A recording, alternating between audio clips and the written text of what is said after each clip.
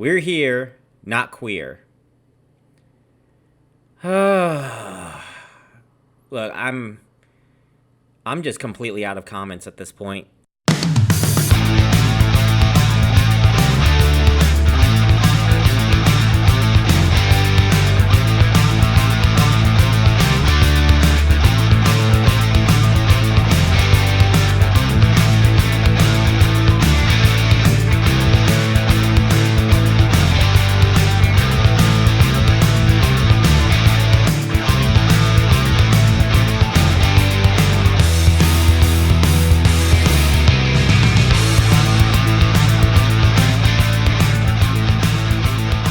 Welcome to episode 3 of the Cynical Centrist podcast for June 15th, 2019. I am the Cynical Centrist.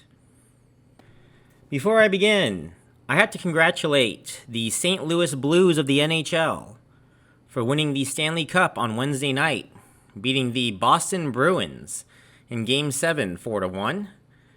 The St. Louis Blues are my second favorite hockey team, my favorite being the Vegas Golden Knights.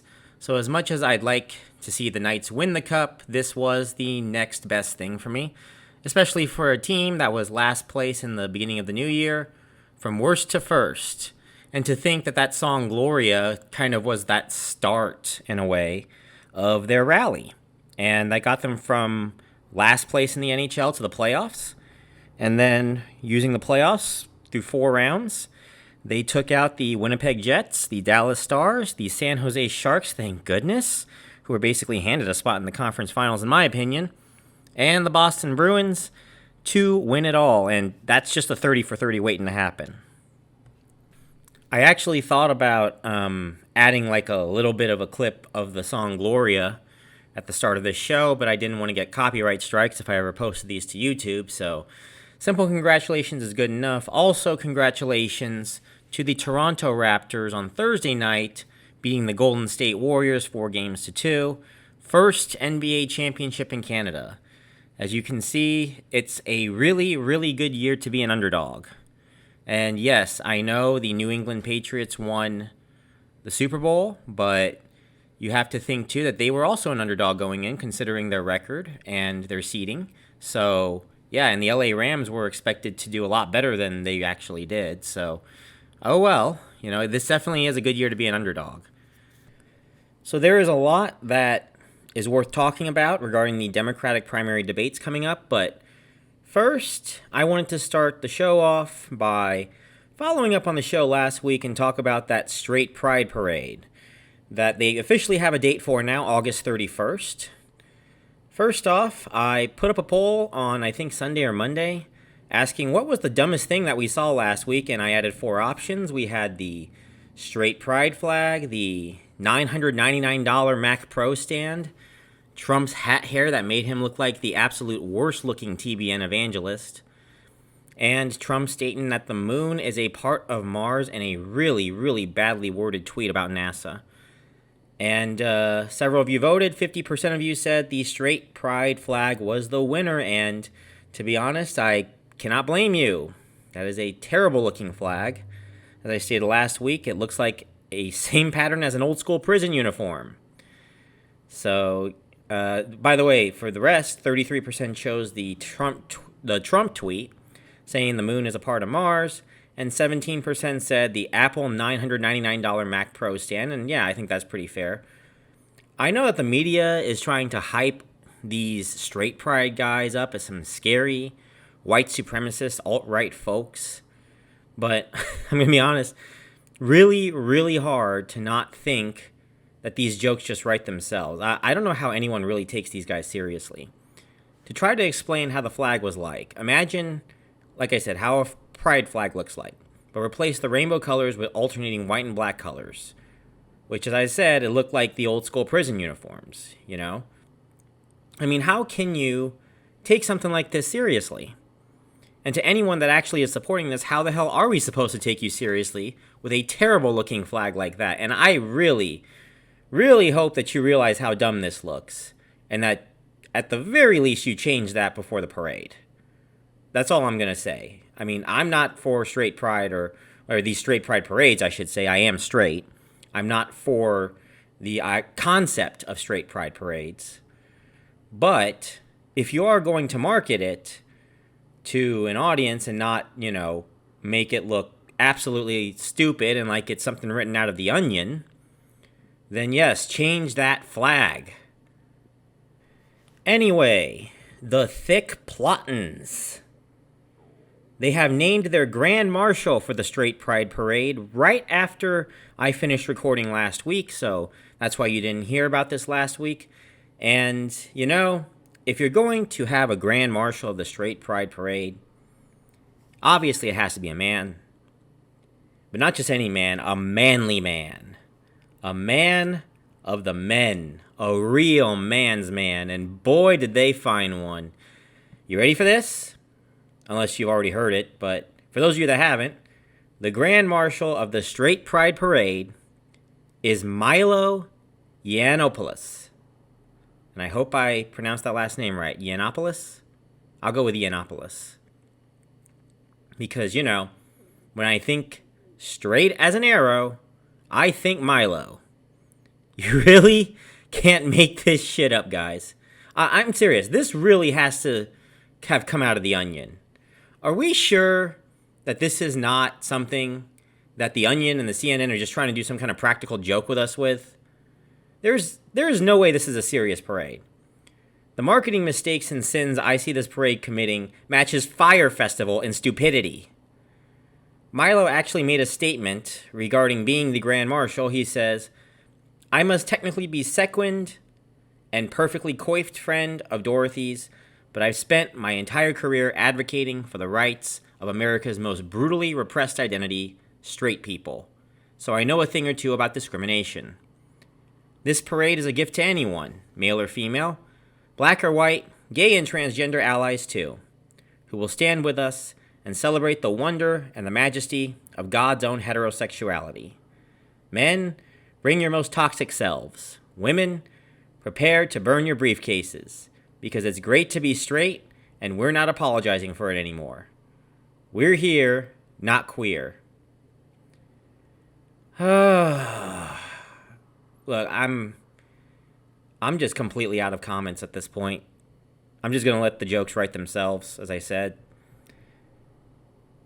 Now, the parade's going to happen August 31st, so unlike me thinking about going on Twitter and making fun of all the pictures that people show on it, I've decided that I'm actually going to take the day off because that is actually a very big day for pro wrestling. I am a pro wrestling fan, so I'm going to be watching as many shows as I possibly can of pro wrestling. New Japan and WWE have shows in the United Kingdom, and AEW, the new promotion, will be having a show in Chicago called All Out, which they just had sold out tickets for at the time of this recording. So I think I would rather watch that, and sounds like it would be a lot more fun than watching the 300 Stooges or whoever arrives there show off their straight pride. Besides, I'm pretty sure the media will be talking about the worst of it over the next couple of days anyway, right? So moving on, the other big story came early in the week, and it involved a Twitter fight between Vox journalist Carlos Maza, I'm hoping I pronounced that right, and YouTube political personality and comedian, and I use that very, very loosely, Steven Crowder. Matter of fact, I'm not quite sure about the journalist term for Carlos Maza either, and you'll see why in a little bit. This is a story where there are no winners, just a whole bunch of losers, and the losers are us. So Carlos Maza took to Twitter last week, called out Steven Crowder for calling him a lispy queer, and had been doing so for, I guess, a prolonged amount of time. He said 2 years, I believe, in his YouTube show Louder with Crowder. Maza stated that Crowder had broken YouTube's terms of service, which prohibits content that makes hurtful and negative personal comments and videos about another person, this according to Newsweek. YouTube went ahead and demonetized Steven Crowder after several tweets from Carlos Maza asking he be removed from YouTube. Maza responded by saying that demonetization was not enough, that he wanted him removed, and that YouTube was doing a really bad thing by allowing hate speech to remain on YouTube. On top of the demonetization, Several smaller YouTube channels got shut down, probably as a part of YouTube's spray and pray blindfolded policy, where any Nazi propaganda would be shut down.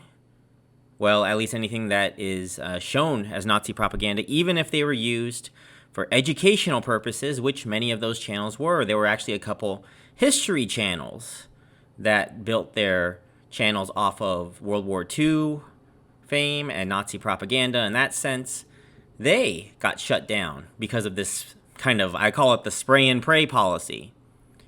Meanwhile, Steven Crowder just got demonetized, and YouTube had told him that they would reinstate his ads if he removed the t-shirt, "Socialism is for FGS."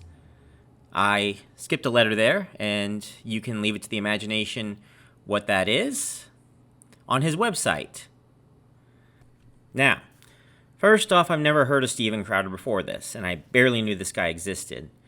I knew that there were some conservatives on YouTube, but the only ones that I knew were Ben Shapiro, Jordan Peterson, and whatever I see on Fox News. So, if he thought that the plan was to bring awareness to this guy and have everyone hate him and shut this guy down, I'm pretty sure that there's a lot of other people like me who never knew who Steven Crowder was, and he might have inadvertently introduced a whole new audience to this guy, so mission failed there, buddy. But the other thing I thought about was, did these comments that he made, as terrible as they are, alright, they are clearly harassment. Did they directly threaten Carlos Maza's safety and well-being? I'm not talking about like the aftermath of idiotic fans of his that would go and send him death threats. I'm talking about his comments specifically. And from what it sounds like, the answer is no. It has just been a case of elongated harassment for lasting about 2 years. Now, like I said, harassment is wrong, and I find Crowder a piece of shit for it. I think he is a terrible person, but Carlos Maza clearly would not have survived being a Twitch streamer if he thought that that was the extent of like threats and harassment, where threats get thrown out on a regular basis by other streamers, let alone their fans. You would hear about that all the time by people who more people would know than Steven Crowder. So what I'm trying to say is, in an attempt to shut down Crowder, he has only increased his audience base and made himself look like someone who is constantly whining and got a ton of people probably mad at him for getting other channels on YouTube that had no part in this all shut down. Not to mention that Carlos Maza himself is a hypocrite. During a demonstration in the United Kingdom over Trump's trip to the United Kingdom last week, where milkshakes were being thrown at Trump supporters, and this was just last week, by the way, Maza responded, and here's the tweet: "Milkshake them all. Humiliate them at every turn. Make them dread public organizing." He also posted 2 articles, and I'm not quite sure what the articles were, where it seems like he is referring to the alt-right in this case, but that could be questionable. Now, I'm not quite sure if he still has this tweet up or not. From what I understand, he might have had it deleted, but I'm not 100% sure about that. There are Trump supporters who are not members of the alt-right. I know quite a few who are conservative, very close friends of mine, who are conservative Trump supporters. I do not agree with them. I do not agree with their viewpoints at all, but I can respect them, and I know that they are not alt-right people. They are not racist. They're probably some of the nicest people that I met, although if you talk politics with them, they're pretty blunt. And these are the types of guys that Carlos Maza wants to call upon his audience to commit assault and battery. Then turn around and say how offended you are by a non-violent slur. Classic example of them willing to dish it out but can't take it, if you ask me. And like I said, I feel really bad if I felt like he was actually preaching equality and not this special type of equality that people who are into identity politics think that they are into. But he sounds like those on the left that only want equal rights for some. Matter of fact, there's a quote that comes into my head that reminds me of people who are into identity politics, and not just on the left either, on the right as well. But it's getting more common on the left, and it kind of bugs me because there are a lot of really good ideas on the left side in pertaining to even social justice, but definitely in the economic end. And it bugs me that these people are, to my opinion, poisoning the progressives in a way. And this quote from George Orwell: "All animals are equal, but some animals are more equal than others. And I will talk more about my feelings about identity politics down the line, but just know that if you are for equal rights, this is not the way to do it. Equal rights means that they are both allowed to say what they want, or neither one does. And as long as neither one is harming the other side, then it's perfectly fine. Now, when one side is okay with attacking opponents with milkshakes, but try to shut someone down for calling them names, that is not equal rights. That is what we call bigotry. The very thing they accuse the alt-right of. And it does make me start wondering if President Annoying Orange is onto something with this far left being more violent or whatnot. I'm not going to say it's violent in the sense that they're sending out death threats, although there are a couple idiots on Twitter that do. But, I mean, throwing milkshakes at supporters just because they're supporters, if they're not making violent threats at you, you shouldn't be doing anything back at them. If it's just verbal, it's verbal. And that's just how I'm feeling at the end of the day. Anyway, enough of Maza. I'm going back to Crowder now. At the end of the day, Google is going to do what Google wants, though. Even though I believe in freedom of speech, and many of you believe in freedom of speech, at the end of the day, Google is going to do what Google wants. It's their platform. If they wanted to remove Crowder, so be it. If not, so be it. I still think that there are some things that should fall into the category of free speech. Maybe terms of service need to match the First Amendment to some degree. But at the end of the day, Google is going to do what Google wants. As I've said, Crowder is not innocent in this at all. There is no reason to attack anyone you don't like simply because they disagree with you and use their ethnicity or their sexual orientation against them. Not only do you give ammo to ideas of censorship, like what happened here, but you make yourself look like a complete tool. If your goal is to make a joke, political humor is aplenty without needing to resort to calling someone a lispy queer. Yeah, it's not a death threat. If it were a death threat, YouTube would have shut the channel down, as they should. To me, free speech ends when it violates the safety of another person, especially when you're a public figure, with angry and trolling fans, many of whom are from the alt-right with short fuses, who will try to follow whatever you ask of them. You know, stuff like this is why I hate humanity so much. People ask me all the time, hey, why are you a misanthrope? And I respond, why shouldn't I be? Why should I not hate most humans in the world when you have bullies all around like this? This actually reminds me of a quote I put out for Wednesday Wisdom one week. Bullies always win unless you beat them by becoming one yourself. And I know a lot of people disagreed with me, but this is a perfect example of that quote that I put down. Steven Crowder is a bully.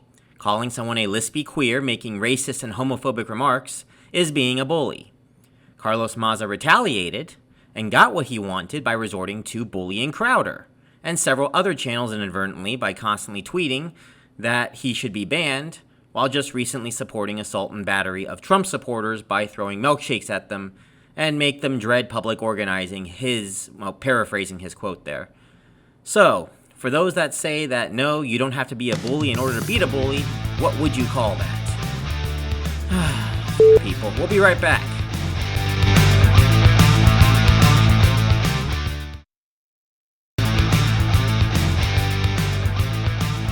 Before we continue, special thanks to Audionautics.com for the opening theme song, as well as Pulsar Radio, Wednesdays 6 to 9 p.m. Pacific Standard Time, spinning new alternative rock, indie rock, punk, metal, hardcore, and more. Tune in at radiovegas.rocks, or go check them out on Twitter at PulsarSmash, and scan the barcode to download the radiovegas.rocks app for free.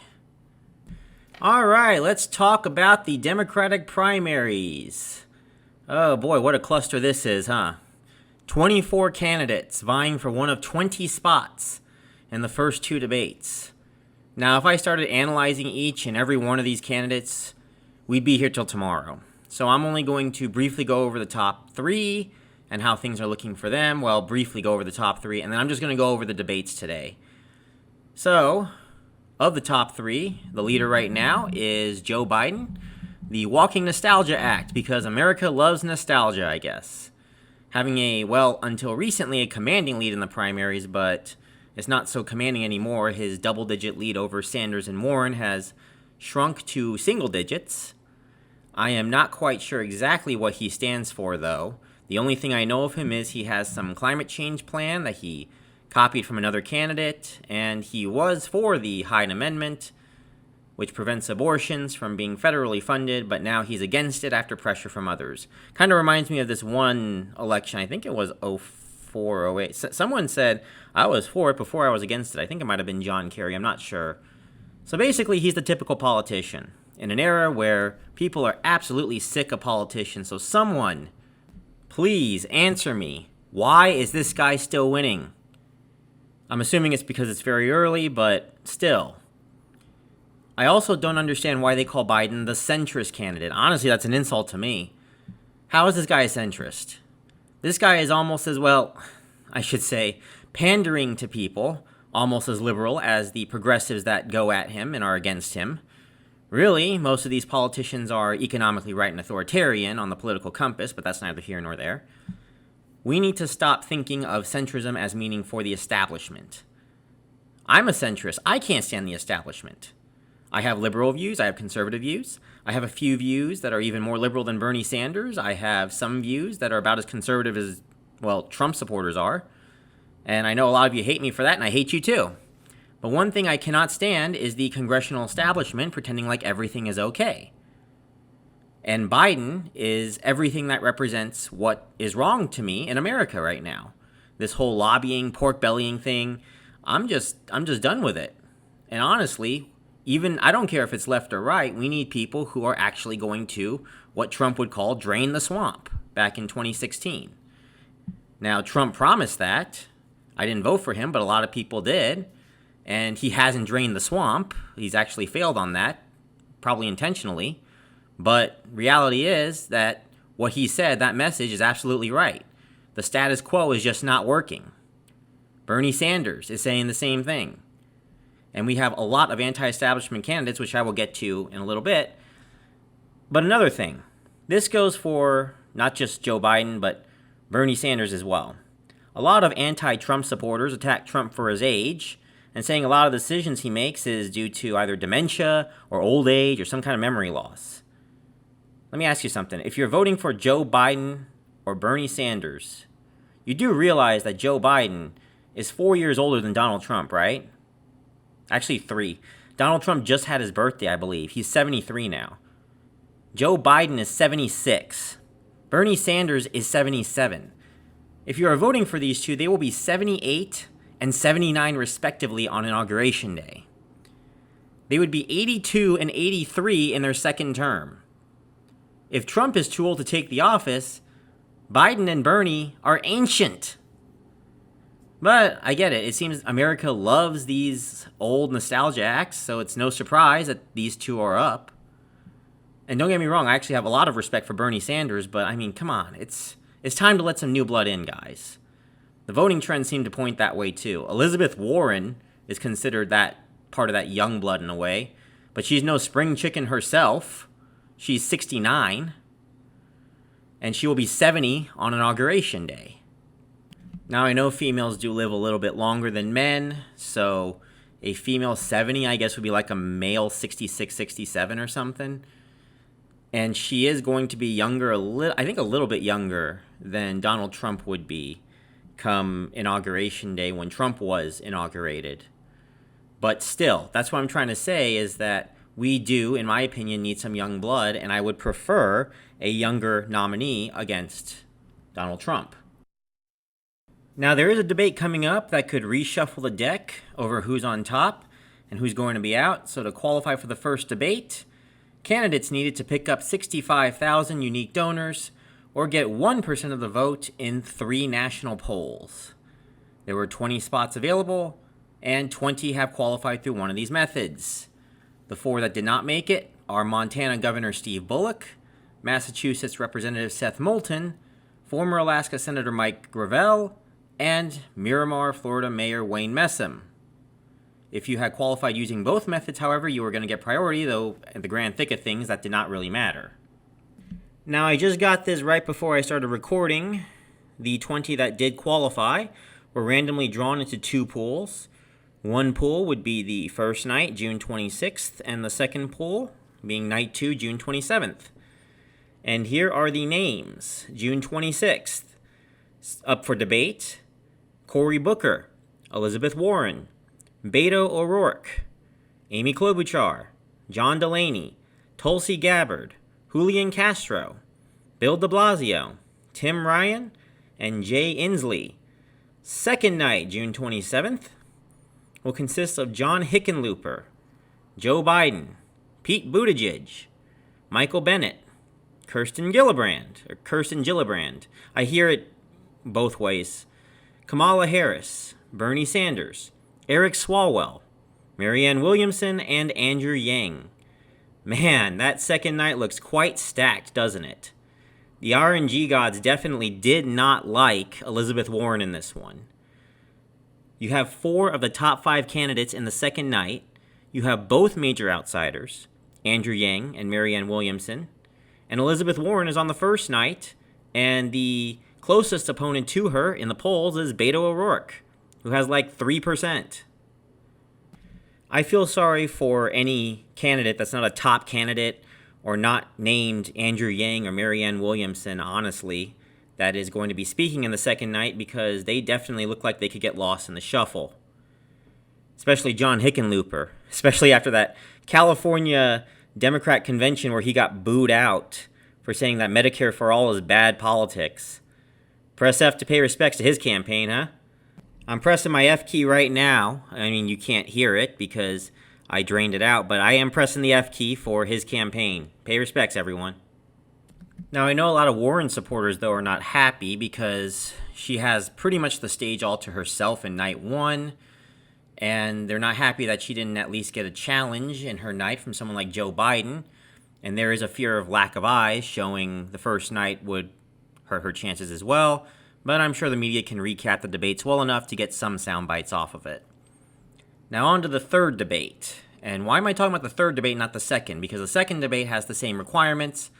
This elusive third debate, on the other hand, is when they will ramp it up. And I'm going to use this second half of the segment to talk about who's in and who's out of these third debates. Who will make it to September? And I'll be talking about this throughout the next couple of months as well. First, the requirements for the third debate in September. You need to meet 2 criteria, and you must meet both of them. 130,000 unique donors, up from 65,000 in the first 2, and 2% of the vote in 4 national polls between June 29th and August 29th. Basically between right after the first debate and August 29th, right before the third. That will be interesting to watch who would qualify. Now I'm going to divide the candidates here into several categories. First, there are the locks. These are the definite ins pretty much no matter what they do. And as of right now, only 3 candidates look like they're definite for sure locks, that being Joe Biden, Bernie Sanders, and Elizabeth Warren. Next, I'm going to call the should be in category. For those of you that ever look at ESPN analysts, should be in means that they should be in, but we really can't call them locks just yet because they could collapse in a debate or some serious scandal can come out and knock them down the pecking order, my bad. So we have 3 that belong to this category: Pete Buttigieg, Kamala Harris, and Beto O'Rourke. The latter of which is actually moving from the should be in to the next category if he's not very careful. That next category is what we call the bubble. Now, if you're ever a fan of college basketball, and for those of you that are not, there's an event called March Madness. For those of you outside the United States, you probably don't know about March Madness. Well, there's a bunch of teams that could be in, or there's a toss-up that they're in or out, and they're what we call the bubble. And they are those that are anywhere from slightly favored to be in to slightly favored to be not in. And there are several on the bubble right now. Cory Booker should have been in, but he's been polling a lot of 1% lately. So I have put him currently on the edge of the right side of the bubble. Even though it's most likely he could get in, but I mean, if he does have a very bad debate, anything could happen. And especially since he's only averaging about 2.5% right now, according to Real Clear Politics. Amy Klobuchar, I think, is a 60-40 favorite to be in. She's getting the 2%, not all of them, but she's getting some of the 2%, but the unique donors might be a challenge for her. She will definitely need a decent debate herself. Andrew Yang, the wild card of this bubble. Ever the outsider, a true 50-50 toss-up right now. He is very close to getting the 130K donors right now.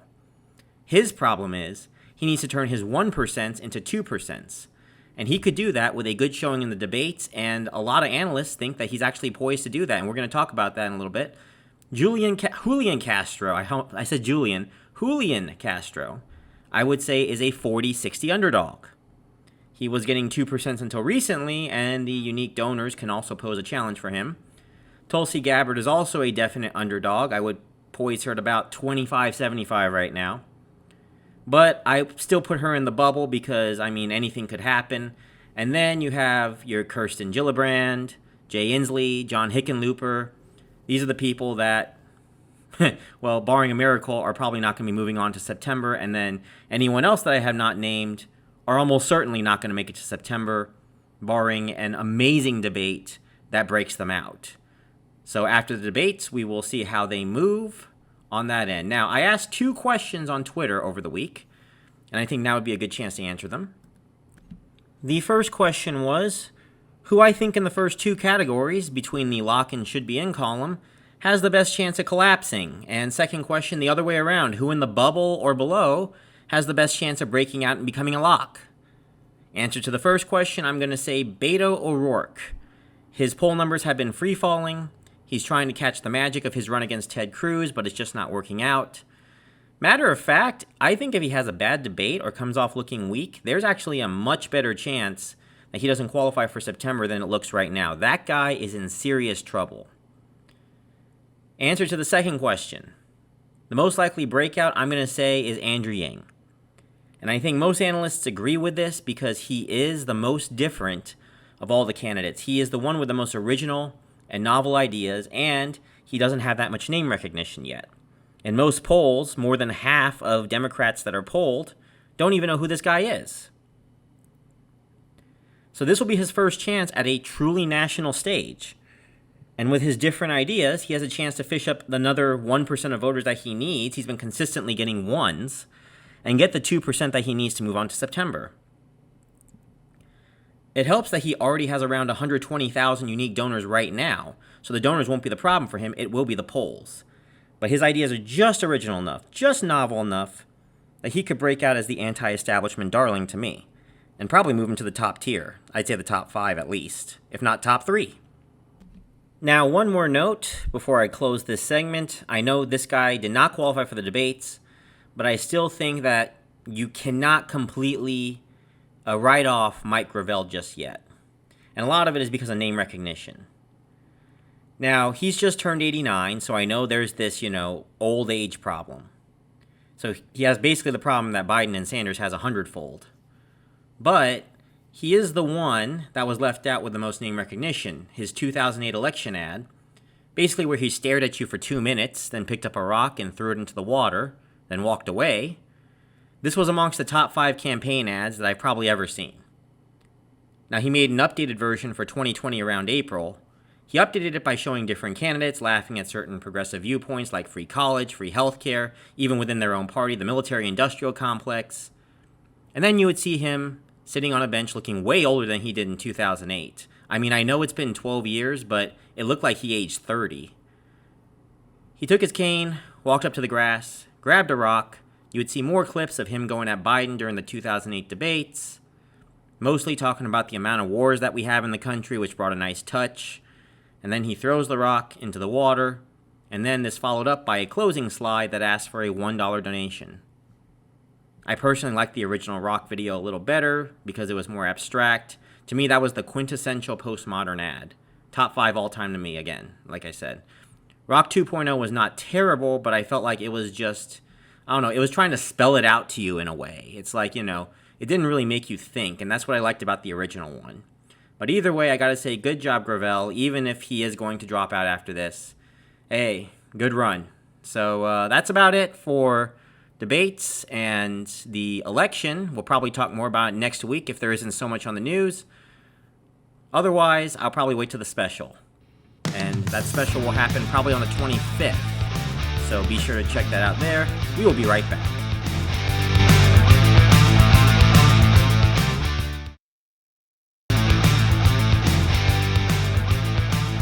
All right, we're back.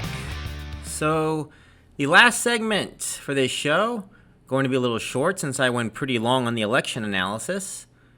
I want to mention that President Trump had a birthday on Friday, and many of his opposition are using it to celebrate John McCain by typing up hashtag John McCain Day. You can check that out on Twitter.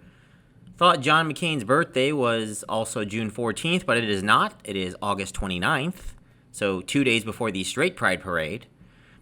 I do like these clever ways to get under the annoying orange's skin, though. The whole reasoning behind replacing everything with like John McCain is coming off of Trump's trip to Japan in late May, where the White House requested that they cover the destroyer, the USS John McCain, fearing that Trump would be bothered by seeing it, even though it was honoring not just the Arizona senator, but John McCain Sr. as well. So the internet responds in kind by honoring John McCain every chance Trump tries to be celebrated for something. And apparently that includes his birthday. I wouldn't be surprised if people just started sending photos of John McCain to the White House just to irk the guy. Or like a John McCain toilet cover or something, a bath towel or toilet paper. Well, actually, he might actually like the toilet paper, so never mind on that one. Anyway, that is a wrap. Check out my Twitter and follow at Cynical Centrist. And also June 25th, that is a Tuesday, the night before the debates, I'm going to have a special podcast. I'm actually writing it up now. Writing up the notes anyway. I'm going to talk about the candidates that I would like to see make the cut to the September debates, and the guy I plan to vote for overall. So that's it, everyone. I will see you next week.